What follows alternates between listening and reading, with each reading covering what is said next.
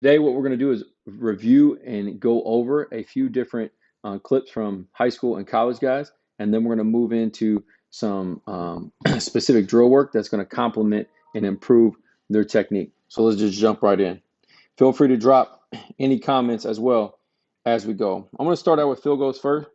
So I had a few guys send a few clips, and so I put out on Instagram, and also you can go and find it under virtual kicking or virtual coaching is how to film. So obviously we're down on the ground here, but really there's a couple angles that really help to break down film for me, for you guys.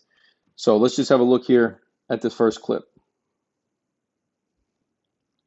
So I'm going to run through it first. All right, I'm going to walk it back. First thing I do like this forward lean that we have here on his chest, leaning towards the ball. That's a good starting position. Also, I notice his hands. Whatever you do with your hands, make sure you're doing it the same every time. Mason Crosby actually moves his. Other guys kind of keep their hands still. Make sure whatever you do, you're doing the same each and every time. So I think the approach as far as the steps goes looks smooth. First thing I would look at, and I always get this question, and it's really, what do you do with your offhand? Okay, so I'm going to really look at this offhand for a second, and my suggestion is don't have excessive movement with it. So here I would say this a little excessive, and I would guess, depending on the angle, the hand is going behind the body. That's going to open up this chest a little too much. Okay, and now this chest is actually facing the uprights. We want the chest over here facing the ball. So we want to keep those shoulders turned, that chest facing the ball. The second part that I want to look at, let me get rid of you, is the plant foot. So notice right before contact, you can see this leg is really bent. And when I see a knee pushing forward before contact, what I see is we are too far back. So we really need to move the plant foot up a little bit. That's going to allow us to stay a little taller, a little longer. Because notice right here, that chest is coming down a little bit on top of the ball. All right, and then let's look at contact of the foot. So really high backswing, really nice on the backswing.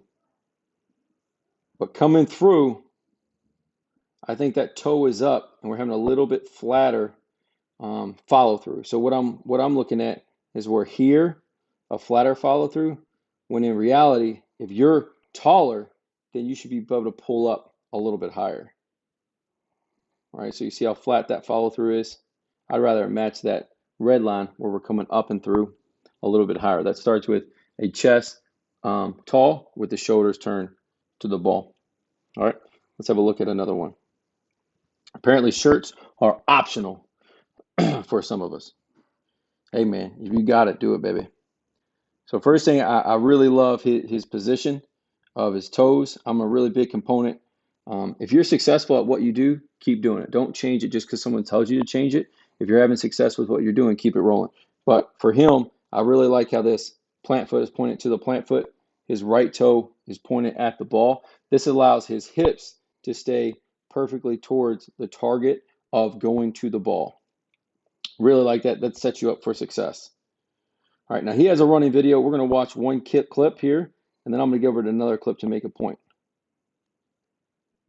All right, decent little straight ball. I'm going to talk through the lack of height we have on that one, on this second one. All right, takes his alignment. Notice he makes his line perfectly fine. Looking to make sure there is a 90-degree angle here. Making sure there's a 90-degree angle there. So I'm going to talk about his jab step for a little bit. And the jab step will really get you off. It will really get you off track if it's not consistent every single time. So I want to watch his real quick. So he brings his up and brings it down. The one thing I would be concerned with is that it's the flexion of the extended of the toe. You want to keep this knee directly over the toe or the knee in front of the toe. That allows for a better angle for your body to approach the ball. So I don't necessarily like how far this jab step is going, right? When we're extending out with our toe, it doesn't look, it's a little bit slow, and I think it overextends us a little too much to start. So I would shorten up that jab step or start with a little bit forward lean with our knee bent a little bit more slightly. But I think the approach is smooth, very smooth approach. Pretty good contact. I love how high that backswing is, really high backswing. The one thing I would say is I want to stop right here. I apologize. I want to stop at contact. And really it's right there. And my concern is where the plant foot is. It looks like the plant foot is even with the ball. It's in the plant foot is in the middle of the ball. I actually think when you're kicking off the ground, for most people, the heel should be in line with the ball, or you should move it a little bit ahead. That way that you're allowing more space to come down. Right here, you see that two things. One, his plant knee gives out, and then on the follow through, on the contact, his toe is scooping it at contact because he's not at the proper place with his plant foot. All right, so getting that plant foot exactly where you need it. What's up, Curtis? I see you, baby. You can get in on this, baby. You can do some volleyball stuff. I know you're equipped for that in your household, man. Got a bunch of athletes. All right, so I would work on that plant foot. Second thing is, notice where his chest is facing at contact. All right, that chest is already facing the uprights. When in reality, I would like this left shoulder to be pointing at the upright. So really turning his shoulders to have a little bit more success with his follow through. And then notice how when you hit it, you come flat and around.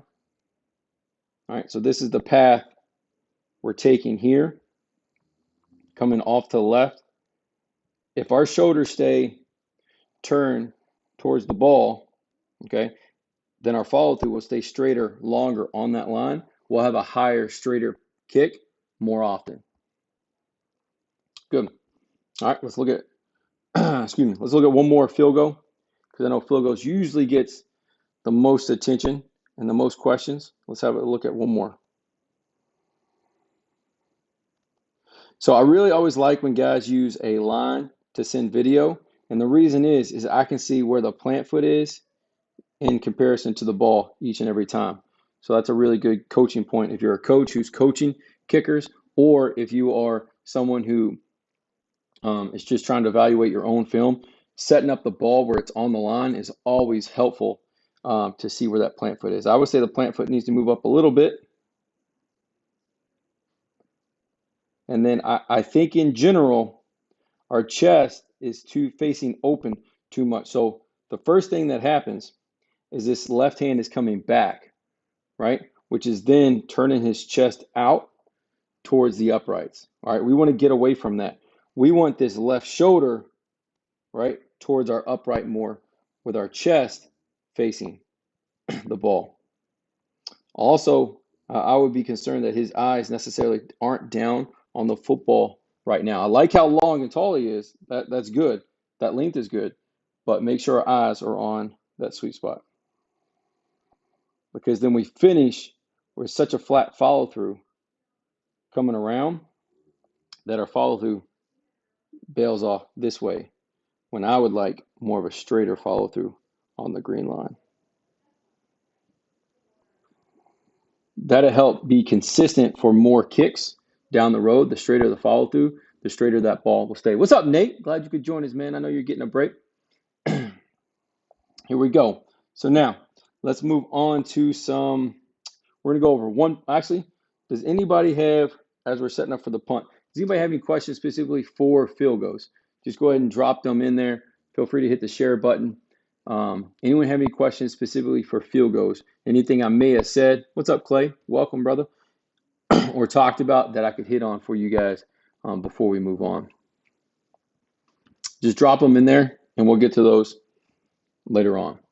All right, so now we're going to move on to a punt, and this is a big thing for a lot of punters, and I'm going to talk about it, is the distance of the steps.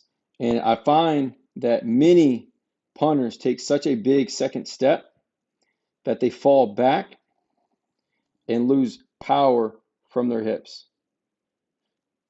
So what I'm looking at is I'm looking at the distance from here to where he actually steps.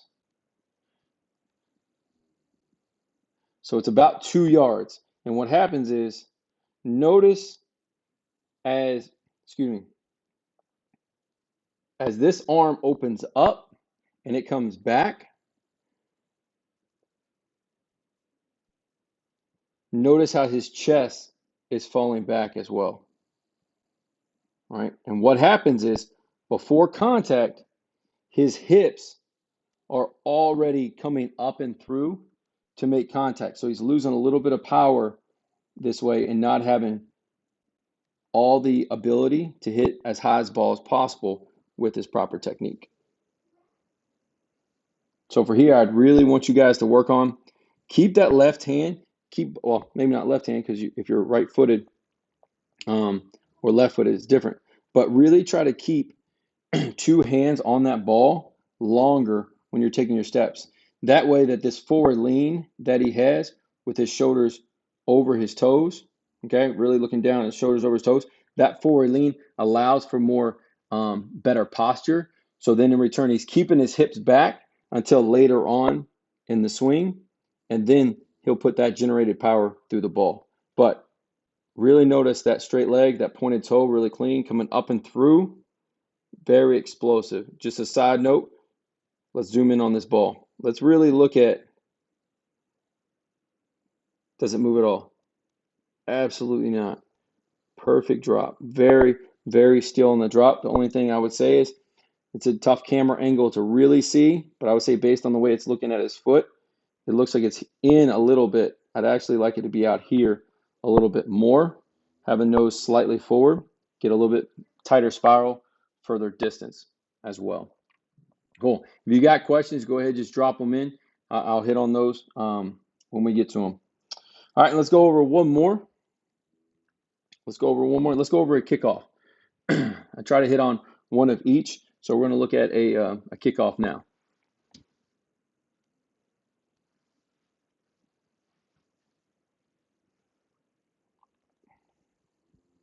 So obviously kickoffs is such a big thing, especially if you're a high school guy trying to get into college. It really separates yourself from a lot of guys, how far you can hit that ball, how high you can.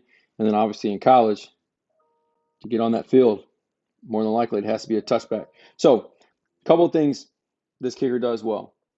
All right, I really like his approach. It's a jog, and it's a little bit of run at the end. Okay, very smooth buildup. I would say smooth tempo is the word I would use for this, is a slow, smooth buildup. So we're taking steps right here, then we're jogging, and then we take a little bit fast step coming through. One thing, and it's really all about style, about what's comfortable, is really looking at, if you're right-footed, then this right arm, right? When it comes behind you that much, the end result is a further crunch down on the ball. So notice how he crunches more because that arm comes around and that front shoulder comes down. Right? So just something to be aware of. There's plenty of guys that are successful kickoff guys that have their arm come behind us. But if you're thinking root cause, it's crunching. Because one thing I would like to see is the position here looks awesome. Look how long and tall he is. A nice, good backswing. That toe looks pointed. Really nice job. Open up that chest for power. But as he lands, he's crunching. And so the reaction to this chest crunching is the follow through is flatter. Instead of swinging up and through, putting more power, more height, and more distance on the ball, it's a little bit of a flatter driving kickoff, which doesn't get you the hang time or the distance ultimately. So really, really thinking through body position at contact, because if you're crunching down here, right, and I'm looking at his chest, if you're crunching down, then the only place that your follow through has to go is off to the left. Okay, your follow through can't come straight up when you're swinging. That's just not possible. It's going to come around because your chest is going to stop your follow through from coming up. All right, so here's a couple of drills that I want to talk through, and please just go ahead and drop in the box any questions that you guys have. But the first thing is we're at a public park here, but most of you guys may or may not have an upright available or anything like that. So this is definitely something, a drill that I would ask you all to kind of put in your toolbox to use. And what it really is, it's called the pole drill. And all you're going to do is find a tree, a light pole, a flagpole, something that you can view and target and swing at it. So the goal is that you get a stationary target that you're swinging to. So now you can evaluate how straight your ball is staying, how far it's going, because we're trying to hit the same swing every time. So this is a video on the platform, but I'm going to skip through a lot of it. But all we're going to do is anywhere. Let's say we're on a grass field. This could be this right here could easily be a tree.